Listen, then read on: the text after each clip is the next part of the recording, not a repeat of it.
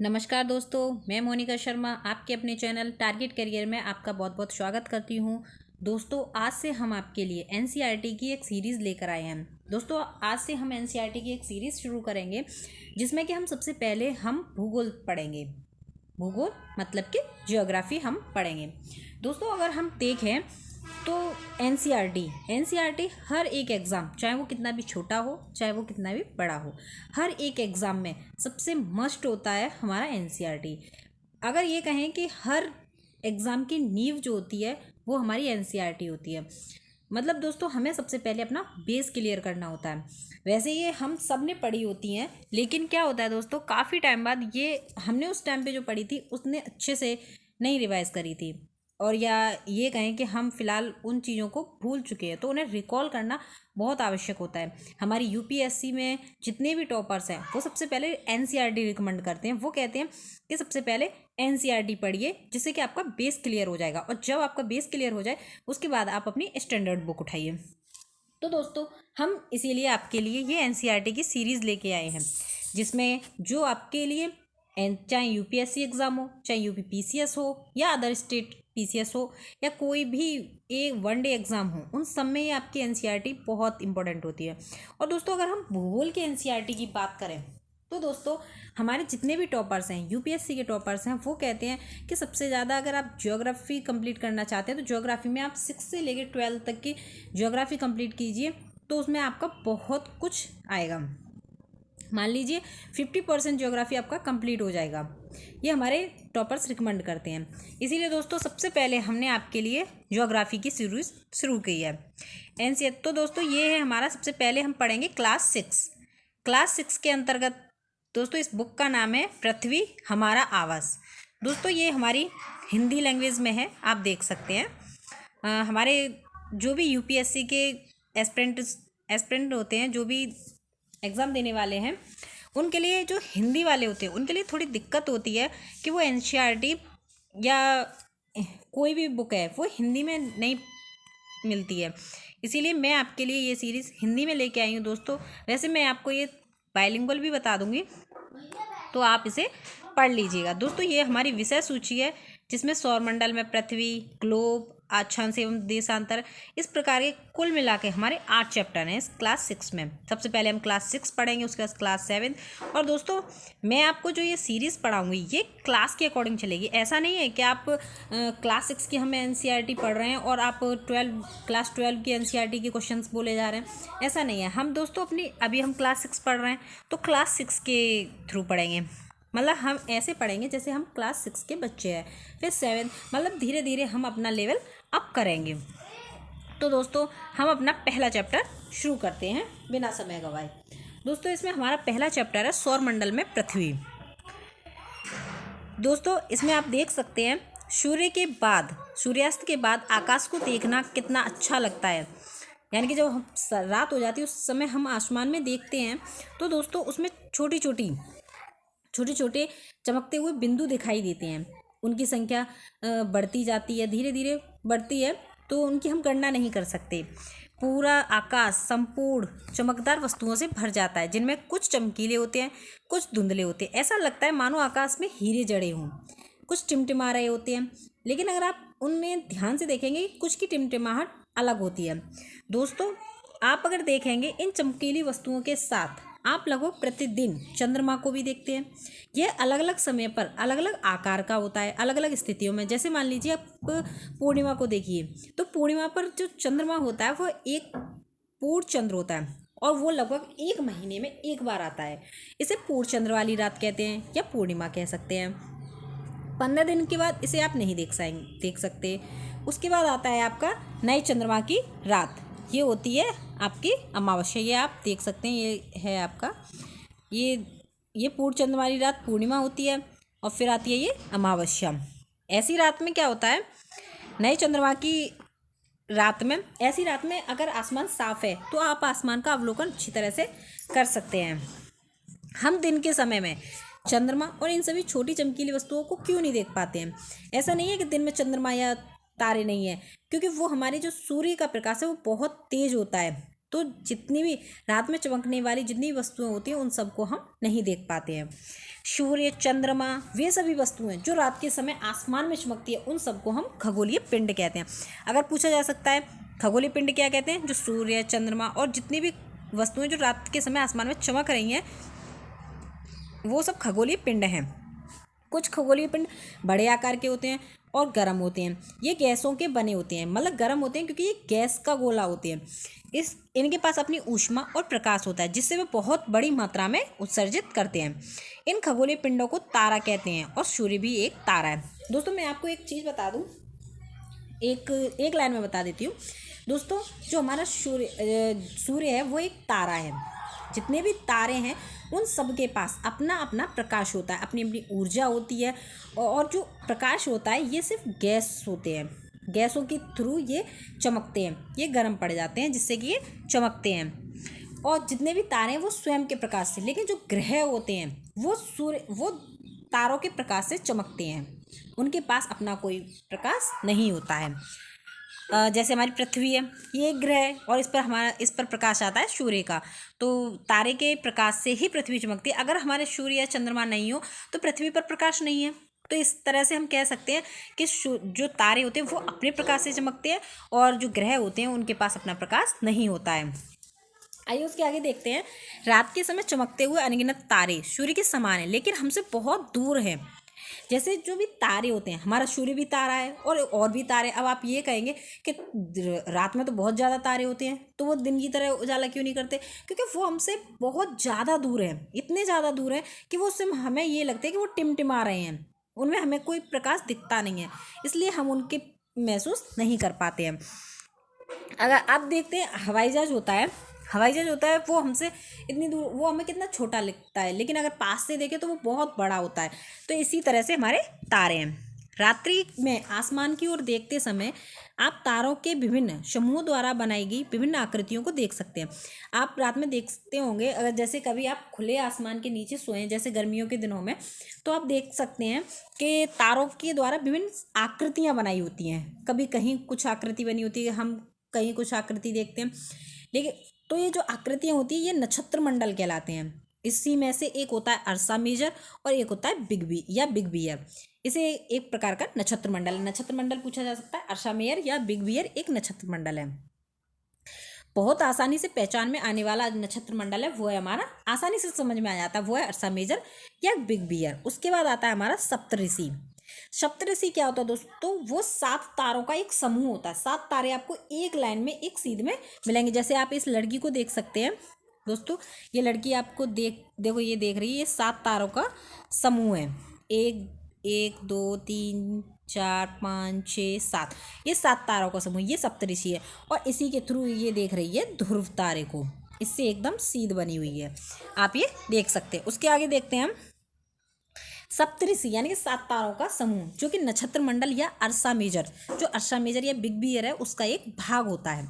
अपने परिवार या पड़ोस के किसी व्यक्ति से। उसके बाद आते हैं दोस्तों प्राचीन समय में। अब दोस्तों प्राचीन समय क्या था, उस समय ये घड़ी नहीं थी, तो हम कैसे पता, तो जो ऋषि मुनि वगैरह थे या जो भी लोग थे वो कैसे पता करते थे कि इस समय कितना समय हुआ है, वो केवल तारों से ही पता कर लेते थे कि अभी अर्धरात्रि है, मध्य रात्रि है या सुबह होने वाली है, ये सब पता लगा लेते थे सिर्फ तारों की स्थिति से ही। अब आता है हमारा ध्रुव तारा वो पहचान लेते थे कि ये उत्तर में है तो ये दिशा हमारी उत्तर है। ध्रुव तारा उत्तर में निकलता है तो उससे पहचान लेते हैं। अपनी दिशाओं का अवलोकन भी वो केवल ध्रुव तारे की स्थिति से ही कर लिया करते थे। उसके बाद दोस्तों चलते हैं कुछ खगोलीय पिंड। मैंने अभी आपको बताया था जैसे कुछ खगोलीय पिंड ऐसे होते हैं जिनके पास अपना प्रकाश और ऊष्मा नहीं होती है, वे तारों के प्रकाश से प्रकाशित होते हैं। ऐसे पिंड ग्रह कहलाते हैं। मैंने अभी आपको बताया था जिनके पास अपना प्रकाश और ऊष्मा नहीं होती है वो पिंड ग्रह कहलाते हैं। अब आते हैं ग्रह शब्द जो है वो कैसे बना है। ग्रह शब्द को अंग्रेजी में हम प्लेनेट कहते हैं, और प्लेनेट जो शब्द होता है वो ग्रीक भाषा के प्लेनेटाई शब्द से बना हुआ है, जिसका अर्थ होता है प्लेनेटाई शब्द का अर्थ होता है परिभ्रमक, यानी कि चारों ओर घूमने वाला। पृथ्वी जिस पर के हम रहते हैं वह एक ग्रह है, ये हमें सबको पता है कि पृथ्वी एक ग्रह है। ये संपूर्ण प्रकाश और ऊष्मा सूर्य से प्राप्त करती है, ये मैंने अभी आपको बताया था। और पृथ्वी की जो सबसे नज़दीक तारा है वो है हमारा सूर्य, उसी से वो प्रकाश लेती है। पृथ्वी को बहुत अधिक दूरी है, जैसे चंद्रमा से देखने पर यह चंद्रमा की तरह चमकती हुई प्रतीत होती है। अब दोस्तों ये पढ़ सकते हैं आप, कुछ रोचक तथ्य में आप देख सकते हैं। बृहस्पति, शनि, यूरेनस के चारों ओर छल्ले हैं। ये छल्ले विभिन्न पदार्थों की असंख्य छोटी छोटी पिंडों वाली पट्टियां हैं। पृथ्वी से इन छल्लों को शक्तिशाली दूरबीन की सहायता से देखा जा सकता है। उसके बाद दोस्तों नेक्स्ट आते हैं दोस्तों, ये आप देख सकते हैं, ये हाँ देखिए, ये आपका सौरमंडल का चित्र है, जिसे आप देख सकते हैं। देखो दोस्तों, ये है हमारा सूर्य, ये हमारा सूर्य बना हुआ है। सूर्य से नज़दीक हमारा बुध है। बुध में दोस्तों आप ये देख सकते हैं, ये 58, ये 228, ये दूरी दे रखी है। सूर्य से बुध की दूरी 58 मिलियन, ये दूरी मिलियन किलोमीटर में है। उसके बाद ये हमारा बुध, शुक्र आता है, उसके बाद हमारा फिर पृथ्वी दूरी के अकॉर्डिंग, फिर मंगल, फिर देखो ये दोस्तों ये क्षुद्र ग्रह पेटी। अब देखो दोस्तों, ये है हमारे बृहस्पति और ये है हमारा मंगल, और बृहस्पति और मंगल के बीच ये होती है हमारी क्षुद्र ग्रह की पेटी। उसके आगे देखते हैं हम दोस्तों, ये है हमारा बृहस्पति, शनि, सैटर्न, यूरेनस, और उसके बाद आता है नेपच्यून। और दोस्तों इसमें आप दूरी भी देख सकते हैं, जैसे नेपच्यून है 4496, ये मिलियन में है दूरी। आप ये सबकी दूरी देख सकते हैं मिलियन किलोमीटर में। उसके बाद दोस्तों हम ये देखते हैं बुध। बुध को आप पढ़ सकते हैं, सूर्य के चारों ओर एक परिक्रमण करता है ये 88 दिन में। और शुक्र, और ये अपने अक्ष पर जो घूमता है वो घूमता है 59 दिन में। सूर्य के चारों ओर परिक्रमा करता है 88 दिन में, और अपने अक्ष पर घूर्णन करता है 59 दिन में। उसके बाद आता है शुक्र। शुक्र अपने अक्ष पर घूर्णन 59 दिन में करता है। दोस्तों मैं ये आपको एक अलग एक शॉर्ट वीडियो में मैं ये आपको सारे बता दूंगी, आप देख लेना। आइए आगे चलते हैं। क्या आप जानते हैं पौराणिक रोमन कहानियों में, जो हमारी पुरानी रोमन कहानियाँ थी उसमें सूर्य को सौर कहा जाता था। सौर का अर्थ होता है सूर्य से संबंधित, इसलिए सूर्य के परिवार को हम सौरमंडल भी कहते हैं। सौर शब्द का उपयोग करते हुए अधिक शब्दों को लिखिए। आपको और शब्द लिखने हैं जो सौर शब्द का उपयोग है। अब आते हैं शब्द की उत्पत्ति। दोस्तों हमारा जो भूगोल है हम उसे ज्योग्राफी बोलते हैं इंग्लिश में। कुछ ऐसे शब्द होते हैं जैसे कि ज्योग्राफी एक अंग्रेजी शब्द है, ग्रीक भाषा से लिया गया है, जिसका अर्थ होता है पृथ्वी का विवरण। यह 2 शब्दों से मिलकर बना है, जी और ग्राफिया। इस अब देखते हैं दोस्तों, कुछ और देख सकते हैं। जियोलॉजी, जियोलॉजी माने होता है पृथ्वी का अध्ययन। जियोमेट्री पृथ्वी का मापन। जियोआइड पृथ्वी के आकार के अनुरूप। ये आप देख सकते हैं, जियोलॉजी, जियोमेट्री, जियोआइड, और जी और ग्राफिया, ये आप देख सकते हैं। उसके बाद दोस्तों हम चलते हैं अपने सौरमंडल। अब देखते हैं दोस्तों सौरमंडल के बारे में। देखो दोस्तों, सूर्य और 8 ग्रह होते हैं, कुछ उपग्रह होते हैं, कुछ खगोलीय पिंड होते हैं, जैसे कि क्षुद्र ग्रह, उल्कापिंड, ये सब मिलकर हमारे सौरमंडल का निर्माण करते हैं। उसे हम सौर परिवार कहते हैं, जिसका मुख्य हमारा सूर्य होता है। सूर्य सौरमंडल के, अब हम जानते हैं सूर्य के बारे में।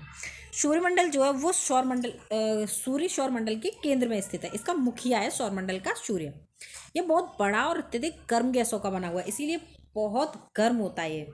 इसका खिंचाव बल इससे सौरमंडल को बांधे रखता है। सूर्य सौरमंडल के लिए प्रकाश एवं ऊष्मा का एकमात्र स्रोत है, लेकिन हम इसकी अत्यधिक तेज ऊष्मा को महसूस नहीं करते हैं, क्योंकि सबसे नज़दीक का तारा होने के बावजूद यह हमसे बहुत दूर है। सूर्य पृथ्वी से लगभग 15 करोड़ किलोमीटर है। दोस्तों सूर्य हमसे कितना किलोमीटर दूर है? पृथ्वी से 15 करोड़ किलोमीटर। आप इस पॉइंट को नोट डाउन कर सकते हैं। उसके बाद आते हैं हम दोस्तों ग्रह। हमारे सौरमंडल में कुल मिलाकर 8 ग्रह हैं। कितने? 8। अब दोस्तों ये सूर्य से दूरी के अनुसार आप इनको याद रखिएगा, बुध, शुक्र, पृथ्वी, मंगल, बृहस्पति, शनि, अरुण, वरुण, इस तरह से आप याद कर सकते हो। और अंग्रेजी में अगर आपको याद करना है तो आप इस तरह से याद रख सकते हैं, my very educated mother just served us nuts. तो माई VEMJSUN, इसका मतलब my Mercury, V Venus, E Earth, M Mars, sorry sorry दोस्तों, ये मार्स हमारा ये आता है, सॉरी बुध, शुक्र, पृथ्वी, मंगल। उस सबसे पहले आता है मर्क्यूरी यानी कि बुध, फिर आता है वी यानी कि वीनस, उसके बाद आता है ई यानी कि अर्थ, एम फॉर मार्स, फिर J for Jupiter, S for Saturn, फिर यू फॉर यूरेनस और नट्स फॉर नेपच्यून। इस तरह से आप इनको याद रख सकते हैं। सौरमंडल के सभी 8 ग्रह एक निश्चित पथ पर सूर्य का चक्कर लगाते हैं। ये रास्ते दीर्घवृत्ताकार होते हैं, जितने भी 8 ग्रह हैं वो दीर्घवृत्ताकार में लगाते हैं। ये कक्षा कहलाती हैं, यानी कि जिस ये मैंने आपको ये बताई थी, आप ये देख सकते हैं इसमें जो ये है, हाँ ये देखिए, ये सूर्य के चारों ओर ये जो चक्कर लगा रहे हैं ये इनकी कक्षा है, इसे आप कक्षा कहेंगे, ये इसकी कक्षा है, ये दीर्घवृत्ताकार होती है। उसके बाद दोस्तों हम जानते हैं आगे, बुध सूर्य के सबसे नज़दीक है, ये मैं आपको बता चुकी हूँ। ये सूर्य अपनी कक्षा में सूर्य के चारों ओर एक चक्कर लगाने में इसे केवल 88 दिन लगते हैं। 88 दिन दीर्घवृत्ताकार फैले हुए हैं, ये कक्षा कहलाते हैं। उसके बाद दोस्तों, सूर्य अपनी कक्षा में सूर्य के चारों ओर एक चक्कर लगाने में इसे 88 दिन लगते हैं। शुक्र को पृथ्वी का जुड़वा ग्रह कहा जाता है। शुक्र को पृथ्वी की जुड़वा ग्रह और पृथ्वी की भगनी और सौंदर्य का देवता, इन सब नामों से हम जानते हैं। क्योंकि इसका जुड़वा ग्रह हम पृथ्वी का इसलिए कहते हैं क्योंकि इसका आकार और आकृति लगभग पृथ्वी के समान है। दोस्तों अभी तक जो हमारा प्लूटो था, 9 ग्रह माने जाते थे, तो प्लूटो को भी एक ग्रह माना जाता है, लेकिन अंतर्राष्ट्रीय संगठन ने अपनी एक बैठक पे अगस्त 2006 में हुई थी, उसमें ये निर्णय लिया कि जो पहले खोजे गए अन्य खगोलीय पिंड हैं 2003 यूबी और सीरस और प्लूटो, ये बौने ग्रह कहे जाएंगे। उसके बाद दोस्तों आते हैं पृथ्वी। पृथ्वी के बारे में हम जानते हैं, सूर्य से दूरी के हिसाब से ये तीसरा ग्रह है, आकार में यह 5वां सबसे बड़ा है।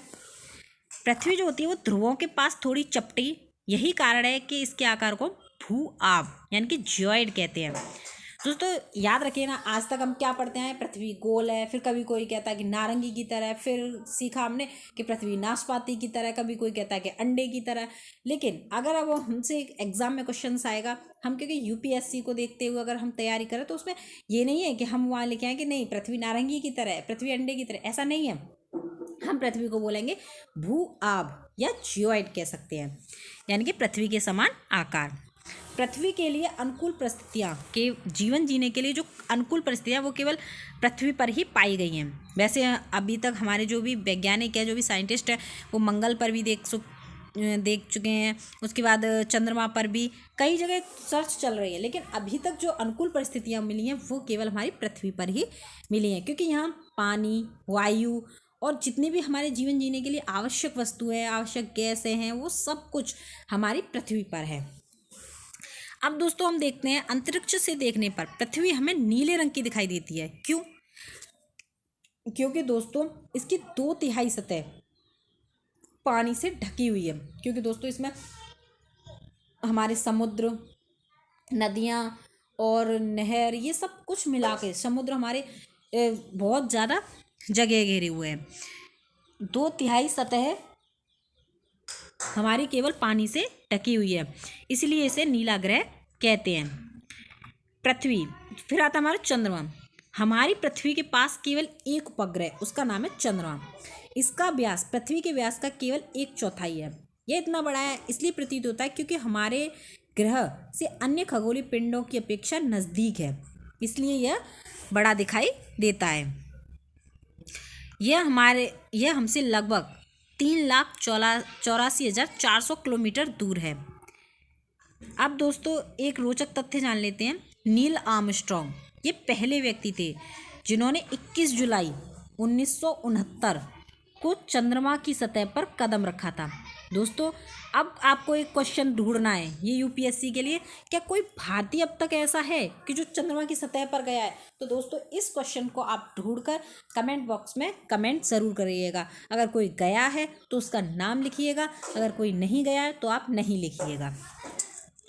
उसके बाद जानते हैं उपग्रह क्या होते हैं। उपग्रह वो होते हैं एक खगोलीय पिंड होते हैं जो ग्रह के चारों ओर चक्कर लगाते हैं। यानी कि क्या होता है दोस्तों, जो तारे होते हैं उनका चक्कर हमारे ग्रह लगाते हैं। जैसे हमारा सूर्य एक तारा है, उसका चक्कर हमारा बुध, शुक्र, पृथ्वी, मंगल, बृहस्पति, शनि, अरुण, वरुण ये सब चक्कर लगा रहे हैं। और उसी तरह उपग्रह यानी कि पृथ्वी, मान लीजिए अब पृथ्वी का उपग्रह है चंद्रमा, तो पृथ्वी का चक्कर हमारा चंद्रमा लगा रहा है। उसके बाद आते हैं मानव निर्मित उपग्रह। कुछ उपग्रह दोस्तों अभी ऐसे भी हैं जो हमारे मानव द्वारा यानी कि साइंटिस्ट द्वारा निर्मित किए गए हैं, जैसे कि इनसेट, IRS, एडुसेट, इस तरह के हैं। आगे जानते हैं चंद्रमा पृथ्वी का एक चक्कर लगभग 27 दिन में लगाता है। चंद्रमा पृथ्वी का एक चक्कर 27 दिन में लगाता है और पृथ्वी सूर्य का चक्कर 365 दिन में लगाती है। 365 सही 1/4 में, और चंद्रमा लगाता है पृथ्वी का एक चक्कर 27 दिन में, और इतने ही समय में वो अपने अक्ष पर भी घूम लेता है। और इसीलिए पृथ्वी से हमें चंद्रमा का केवल एक भाग दिखाई पड़ता है। चंद्रमा की परिस्थितियाँ जीवन के लिए अनुकूल नहीं है। इसकी सतह पर पर्वत, मैदान, गड्ढे ये सब बहुत देखे जा सकते हैं। उसके बाद जानते हैं हम क्षुद्र ग्रह, एस्ट्रॉइड्स क्या होते हैं। दोस्तों क्षुद्र ग्रह मैंने अभी आपको बताया था, जो मंगल और बृहस्पति दोनों की कक्षाओं के बीच में पाए जाते हैं, वो होते हैं हमारे क्षुद्र ग्रह। दोस्तों ये क्वेश्चन कई बार पूछा जाता है कि क्षुद्र ग्रह कहाँ पाए जाते हैं, ये सबसे ज़्यादा पूछा जाता है। कभी ये नहीं पूछा जाता कि क्षुद्र ग्रह क्या है, ये क्वेश्चन पूछा जाता है कि सूर्य और क्षुद्र ग्रह कहाँ होते हैं। तो ये बृहस्पति और मंगल की कक्षाओं के बीच में होते हैं। तारों और ग्रहों एवं उपग्रहों के अतिरिक्त असंख्य छोटे पिंड होते हैं, बहुत छोटे छोटे पिंड होते हैं। इन्हें सूर्य के चारों ओर चक्कर लगाते हैं, इन पिंडों को क्षुद्र ग्रह कहते हैं। दोस्तों मैं आपको ये चीज़ दिखा चुकी हूँ, आप एक बार फिर से देख लीजिएगा। मैं एक बार और दिखा दूँ आपको क्षुद्र ग्रह। ये रहे, ये है हमारे क्षुद्र ग्रह। ये देख लीजिए, ये हमारा मंगल और ये हमारा बृहस्पति, इनके बीच में क्षुद्र ग्रह पाए जाते हैं। आइए आगे चलते हैं। उसके बाद है दोस्तों हमारे उल्कापिंड। उल्कापिंड क्या होता है, सूर्य के चारों ओर चक्कर लगाने वाले पत्थरों के छोटे छोटे टुकड़े होते हैं, उन्हें उल्कापिंड कहते हैं। कभी कभी ये उल्कापिंड पृथ्वी के इतना नज़दीक आते हैं कि वो ऐसा लगता है कि पृथ्वी पर गिरने वाले हैं, और इसी समय क्या होता है कि वायु के साथ घर्षण होकर वो गर्म होकर जल जाते हैं। दोस्तों हम वो कहते हैं ना कि टूटता हुआ तारा, वही हमारे उल्कापिंड होते हैं। क्या आपने तारों वाले खुले आकाश में एक ओर से दूसरी ओर एक सफ़ेद चौड़ी पट्टी की तरह एक चमकदार रास्ते को देखा है? यह लाखों तारों का समूह या पट्टी आकाशगंगा यानी कि मिल्की वे, हमारी जो आकाशगंगा है उसका नाम है मिल्की वे। आप याद रखिएगा, हमारे सोलर में बहुत सारी आकाशगंगाएं हैं, और जिसमें कि जो हमारी आकाशगंगा है वो है हमारी, जिसमें कि आकाशगंगा जिसमें कि हमारी पृथ्वी है, इसलिए वो हमारी है, इसीलिए वो है हमारी मिल्की वे। हमारा सौरमंडल इस आकाशगंगा का एक भाग है। प्राचीन भारत में इसकी कल्पना आकाश में प्रकाश की एक बहती नदी के रूप में की गई थी, और बहती हुई नदी के रूप में की गई थी, इसीलिए इसका नाम आकाशगंगा पड़ा। उसके बाद दोस्तों आगे जानते हैं आकाशगंगाएं मिलकर ब्रह्मांड। दोस्तों बहुत सारी आकाशगंगाएं मिलकर एक ब्रह्मांड का निर्माण करती हैं। इसमें दोस्तों देखो ये दे रखा है, सबसे बड़ा होता है ये हमारा, पूरा हो गया हमारा ये सबसे पहले ब्रह्मांड। ब्रह्मांड के अंतर्गत बहुत सारी आकाशगंगाएं मिलकर ये करती हैं ब्रह्मांड का निर्माण, और कई सारे सौरमंडल मिलकर बनाते हैं आकाशगंगा, और हमारी उसमें ही आती है पृथ्वी, यानी कि बहुत सारे ग्रह मिलकर बनाते हैं सौरमंडल। सौरमंडल को मिलाकर बनती है आकाशगंगा, और आकाशगंगा को मिलाकर बनता है हमारा ब्रह्मांड। दोस्तों इसके बाद है ये अभ्यास प्रश्न। आप इन अभ्यास प्रश्न को एक बार करिएगा। ग्रह और तारे में क्या अंतर है? ग्रह और तारे में अंतर होता है कि ग्रह तारों के प्रकाश से चमकते हैं, जबकि तारे स्वयं के प्रकाश से। उसके बाद सौरमंडल, सूर्य, ग्रह, उपग्रह, इन सब को मिलाकर हमारा सौरमंडल बनता है। सूर्य से उनकी दूरी के अनुसार सभी ग्रहों के नाम लिखिए। तो ये हैं हमारे बुध, शुक्र, पृथ्वी, मंगल, बृहस्पति, शनि, अरुण, वरुण। पृथ्वी को अद्भुत ग्रह क्यों कहा जाता है? क्योंकि इस पर हमारे जीवन जीने की सभी आवश्यकताएं हैं। जितनी भी आवश्यकता हमें जीवन जीने के लिए चाहिए वो सब है। पृथ्वी, जल, वायु, सब कुछ मिलता है पृथ्वी पर। हमें ये सब चीज़ें मिलती हैं, जल, वायु और पानी, सब कुछ जल, वायु, भोजन, गैस, सब कुछ मिलता है। हम बस चंद्रमा से एक भाग को देख पाते हैं, क्यों? दोस्तों ये क्वेश्चन मैंने अभी आपको इस पाठ में पढ़ाया है। इस क्वेश्चन को आप कमेंट बॉक्स में कमेंट करिएगा। अगर आपको नहीं आता है तो मैं इसे आपको ज़रूर बताएंगी। चलिए मैं आपको खुद ही बता देती हूँ फिर भी, कि हमारा जो चंद्रमा होता है पृथ्वी की परिक्रमा 27 दिन में करता है और उतने ही समय में वो अपने अक्ष पर भी घूमता है। और यही एक कारण है कि हम चंद्रमा का केवल एक भाग देख पाते हैं। ब्रह्मांड क्या है? लाखों आकाश गंगाएं मिलकर ब्रह्मांड का निर्माण करती हैं। उसके बाद आता है किस ग्रह को पृथ्वी का जुड़वा ग्रह कहते हैं? तो दोस्तों ये है हमारा शुक्र। मैंने आपको बताया था पृथ्वी का जुड़वा ग्रह, पृथ्वी की बहन, सौंदर्य की देवी, ये सब हमारा शुक्र है। सूर्य से तीसरा सबसे बड़ा नज़दीक ग्रह कौन सा है? तो सूर्य से तीसरा, अब दोस्तों वैसे अगर हम सूर्य से देखें तो बुध, शुक्र, पृथ्वी, ये तीसरा है। लेकिन आकार में सबसे बड़ा देखें तो ये 5वें नंबर का है, पृथ्वी। ठीक है। उसके बाद आता है सभी ग्रह सूर्य के चारों ओर कैसे घूमते हैं? दीर्घवृत्ताकार। ध्रुव तारा किस दिशा में होता है? उत्तर। क्षुद्र ग्रह, ये भी देखो दोस्तों मैंने बताया था आपको, पृथ्वी, बृहस्पति और मंगल की कक्षाओं के बीच में होते हैं। दोस्तों अब ये खाली स्थान है, इन सबको आप पूरा कर लीजिएगा। ये आपका पहला चैप्टर पूरा हो गया। मैंने इसके क्वेश्चन आंसर भी बता दिए आपको, और इससे रिलेटेड MCQ जो है वो मैं आपको अलग से बताऊंगी। पहले हम अपने इनकी थ्योरी कंप्लीट करेंगे। तो आज का ये हमारा फर्स्ट चैप्टर था।